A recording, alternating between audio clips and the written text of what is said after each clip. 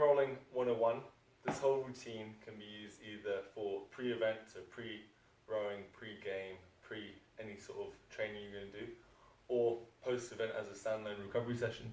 The only difference is, if you're doing it before lifting or before a game, you want to spend about 30 seconds on each muscle group, so you're not going to go deep, it's more just to get blood flow to the area, a tiny bit of loosening up. If you're going to be using it as a recovery session, it's going to be longer and you're going to not be holding, you're not going to roll each muscle for a set amount of time, you're going to be rolling it or applying pressure until the pain or intensity of that stretch sort of subsides. So that could be anywhere from 5 to 10 minutes as opposed to 30 seconds per muscle group. Starting off, you're going to start rolling the back. If you position it anywhere along the back, just make sure you don't hyperextend here. So if it's in my mid-back right now, I'm making sure my legs are on the floor and my shoulders are up. I'm not letting myself be slack like that. Using your legs, you're going to push your hips up, and now you can use your legs to push and pull your body along the roller.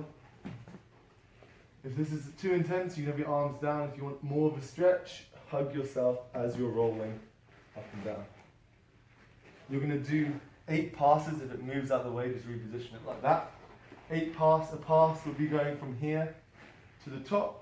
So if I use that terminology for other muscle groups, that's what it means. 8 passes along the muscle. You're looking for the roller to tell you where you're sore. Once I've established that my back was pretty good, I didn't need to focus anywhere in particular. If I did, then I would just spend a bit longer there. To open up my upper back, I'm going to hug myself. Because it's higher up, I can let my hips go to the ground. I'm going to roll side to side. This will help you open up your lats, mobilize your thoracic spine a bit.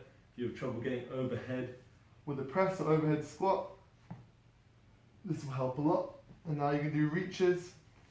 So position the roller, high your back, tap the floor by your hips, and then reach over. And then go back and forth, and you'll do reps like this.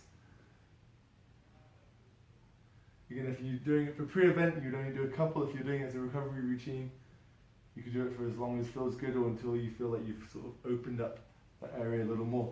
Staying on the upper body, you're going to do your lats. You're going to position it same way, so horizontal. You're going to lie on your side. Legs can do whatever. If it's too intense, elbow on the ground, and then you can just go up and roll forward and back like that, like we did when we were on our back and we were hugging ourselves. If that's not intense enough, lift the elbow up, hand behind the head, and then repeat back and forth. Again, this is really good if you have not a very mobile thoracic spine and front squats are difficult for you, and this is an area you want to focus on. And again, you'll do both sides. Moving on to the legs. Keep it horizontal. You'll begin by placing it top of the knee. I'll show this side. Other leg is out to the side on the ground, and then you can use your arms to drive your body back until the roller sits in the crease of your hip, and then if we'll roll forward again so it's on top of the knee. Again, the more body weight you have resting on the floor, the less is going through the roller, so that's a way of making it less intense. If you want to increase the sensation and perhaps get more of a benefit, you would have more of your body off the ground. So you could take this knee off the floor and then roll back and forth, but that can be quite intense.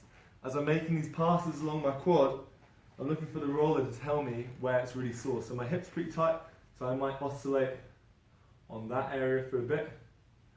If I notice that down right in the middle of my quad was where it was most tight, from there, what I want you to do is bend. So this is now stretching the quad while applying pressure, and flex, so now you're shortening it. This is for local areas of tightness. That would mean your quad or hamstring. If there's one specific spot, you would pause on that area, push, and then bend and flex on it. And again, this is mainly as a standalone recovery or post-event session. You wouldn't really do this pre-event because it's a bit too deep of a technique and can be worse for performance. And again, you keep doing this until you feel like you've loosened up that area. To do your groin, all you're going to do is position it at 45 degrees. So I'm doing my left leg, it's pointing left at 45 degrees. Position it inside of the knee, and then from there you're going to roll up high up into the groin and then back. And again, we're just seeing those passes along the muscle. You're looking for areas that feel tight. Classic area for this part of your body will be right inside the knee. So if I feel like that's more tender, I'm going to push in, bend, and flex. And again, the more of my body on the floor, the less intense. The more body off the floor and on the roller, the more intense. From there, you can go straight into your IT band and hip area. This muscle tends to be pretty strong because usually a sheath tendon, you're not going to get too much of an effect in terms of actually mobilizing it, but it can make that area feel better. So for that reason, you might want to hit it as a recovery session. You're going to go from crease of the hip all the way to the side of the knee. And here you just go up and down. This leg is one that you're using to pull yourself forward as well as pushing with this other arm.